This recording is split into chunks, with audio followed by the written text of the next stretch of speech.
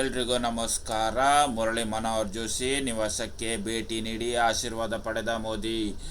ಹಂಗಾಮಿ ಪ್ರಧಾನಿ ನರೇಂದ್ರ ಮೋದಿ ಅವರು 3ನೇ ಬಾರಿಗೆ ಕೇಂದ್ರ ಸರ್ಕಾರ ರಚಿಸಲು ಹಕ್ಕು ಮಂಡಿಸುವ ಸಿದ್ಧತೆಯಲ್ಲಿರುವ ನಡುವೆ ಶುಕ್ರವಾರ ಬಿಜೆಪಿ ಹಿರಿಯ ಮುಖಂಡರಾದ ಎಲ್.ಕೆ. ಅಡ್ವಾಣಿ ಹಾಗೂ ಮುರಳಿ ಮನೋಹರ್ ಜೋಶಿ ಅವರ ನಿವಾಸಕ್ಕೆ ಭೇಟಿ ನೀಡಿ ಆಶೀರ್ವಾದ ಪಡೆದಿದ್ದಾರೆ. ಲೋಕಸಭಾ ಚುನಾವಣೆಯಲ್ಲಿ ಭಾರತೀಯ ಜನತಾ ಪಕ್ಷ ಪೂರ್ಣ ಪ್ರಮಾಣದ ಬಹುಮತ ಪಡೆಯದಿದ್ದರೂ ಎನ್ಡಿಎ ಮೈತ್ರಿಕೂಟ ಸ್ಪಷ್ಟ ಬಹುಮತ 292 ಪಡೆಯುವ ಮೂಲಕ ಅಧಿಕಾರ ಚುಕ್ಕು ಹಿಡಿದಿದೆ.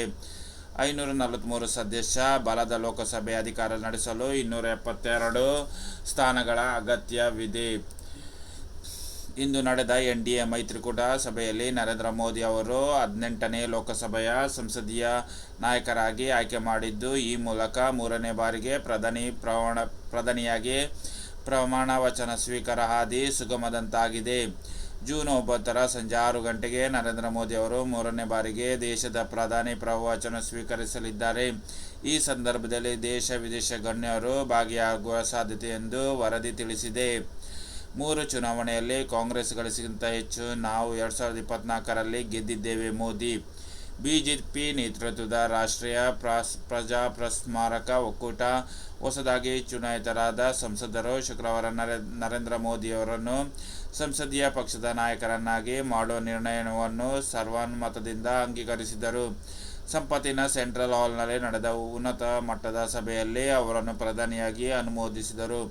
ಮೈತ್ರಿಕೂಟದ ಪಾಲುದಾರರು ಮತ್ತು ಹೊಸದಾಗಿ ಚುನಾಯಿತ ಶಾಸಕರನ್ನು ಉದ್ದೇಶಿಸಿ ಮಾತನಾಡಿದ ನರೇಂದ್ರ ಮೋದಿ, ಎನ್ಡಿಎ ಅಧಿಕಾರಕ್ಕಾಗಿ ಒಗ್ಗೂಡಿರುವ ಪಕ್ಷಗಳ ಗುಂಪಲ್ಲ, ರಾಷ್ಟ್ರ ಮೊದಲು ಎಂಬ ತತ್ವಕ್ಕೆ ಬದ್ಧರಾಗಿರುವ ಸಾವಯವ ಮೈತ್ರಿ ಎಂದು ತಿಳಿಸಿದರು.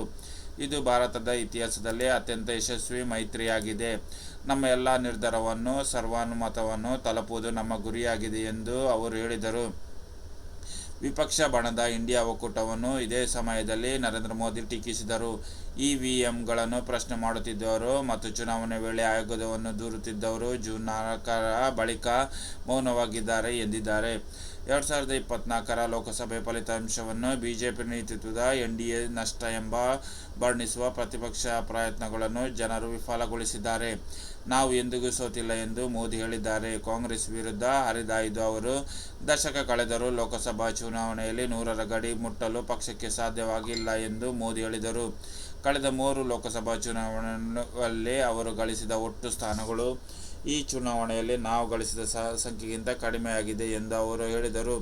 ಮುಂದಿನ 10 ವರ್ಷಗಳ ಕಾಲ ಸರ್ಕಾರ ಕಾರ್ಯಸೂಚಿಯನ್ನು ನಿಗದಿಪಡಿಸಿದ ಅವರು ಉತ್ತಮ ಆಡಳಿತ, ಅಭಿವೃದ್ಧಿ, ನಾಗರಿಕ ಜೀವನದಲ್ಲಿ ಕನಿಷ್ಠ ಹಸ್ತಕ್ಷೇಪ ಮೇಲೆ ಕೇಂದ್ರೀಕರಿಸುವುದು ಎಂದು ಹೇಳಿದರು.